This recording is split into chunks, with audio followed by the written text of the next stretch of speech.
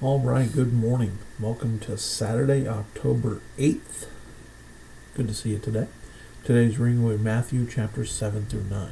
Now, as I mentioned yesterday, we're going to cover today the most oft misquoted verse in all Scripture. I should probably be a little bit more accurate. It's quoted properly, however, it's misused. That's Matthew chapter 7, verse 1. Judge not that you be not judged. It's not a command not to judge. Matter of fact, if you read the rest of the chapter, Jesus teaches about judging and judging correctly. See, what it's teaching here is to remember that the harsher we are to other people, the harsher people are going to be towards us. I mean, within 4 verses, he's calling somebody a hypocrite. In verse 6, he's referring to people as dogs and swine.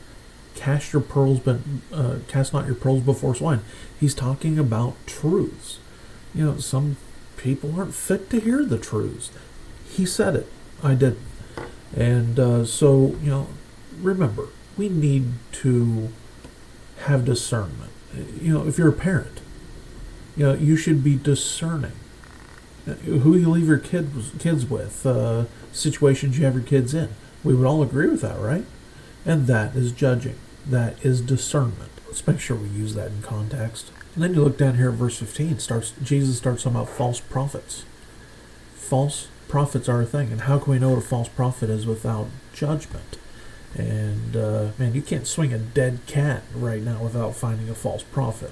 And notice here when it says, by your fruits you shall know them. That fruits there in context isn't talking about converts, crowd size. It isn't talking about any of that. It's talking about the teaching. We know false prophets because of what they teach. Would you like me to back that statement up? Look down here at Matthew chapter 7, verse 21. Not everyone that saith unto me, Lord, Lord, shall enter the kingdom of heaven, but he that doeth the will of my Father which is in heaven. So people say, well, okay, now in order to go to heaven, you must do the Father's will. So then people equate that to works. But look, verse 22. Many will say to me in that day, Lord, Lord, have we not prophesied in thy name? In thy name have cast out devils, in thy name done many wonderful works. These people have prophesied, they cast out devils, they have many wonderful works they have done in church and in the name of Christ. But what they're doing is they are trusting their works to get them to heaven. Plain as day. Look at verse 23. And then will I profess unto them, I never knew you, depart from me, ye that work iniquity. See, we can do all the good works that we want. Good works do not get us to heaven. Jesus teaches that very plainly here. Baptism doesn't get us to heaven.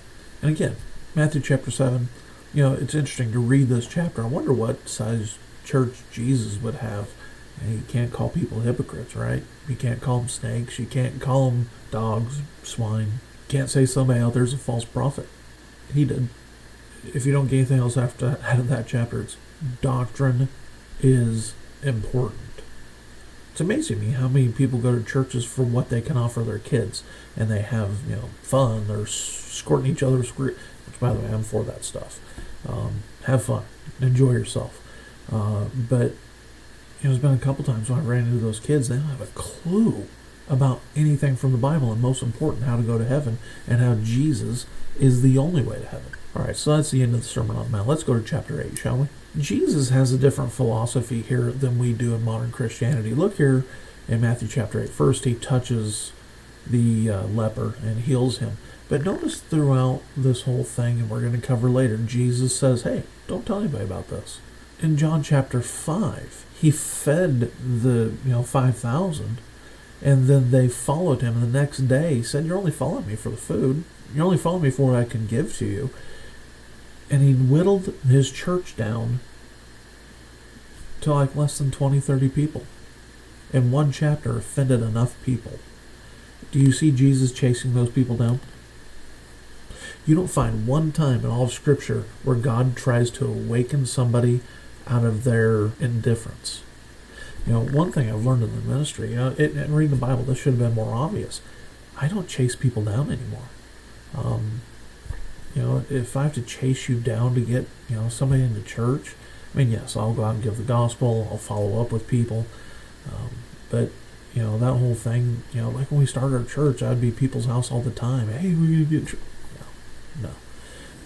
You don't find Jesus doing that. And I think that's why we see so many problems in churches today, is because we're more interested in having people in a pew than we are about having people who want to be there and want to do something for Christ. The centurion comes, asks Jesus to heal, shows faith, and what he's saying there is, hey, listen, I have authority over soldiers. You have authority over spirits. You can just heal from here. You don't have to come to my house. And Jesus saw that as faith. Now, look down in verse 19. We find that Jesus was very serious. And it says here that there was a scribe that came and says, I will follow you. Jesus reminds him, I don't even have a place to sleep. And then one is going to a funeral, and Jesus is like, no, follow me and let the dead bury their dead.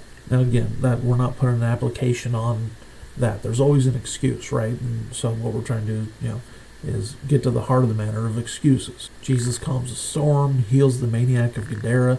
Now remember, just because one story says that there were 2 demon-possessed and another story says 1, doesn't mean that they're contradictions.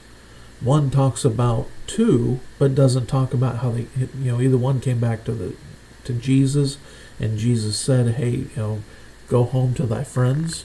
Just, hey, 2 people were healed. Over here, 2 people were healed, but only one was talked about because he came back to Jesus and wanted to follow him. And Jesus forbade him and sent him back to his house. No contradiction. Now here we find in chapter 9, Jesus healing. Notice when Jesus heals, he's not healing heart murmurs. He's not healing, he's healing serious stuff. When Jesus heals, he heals completely.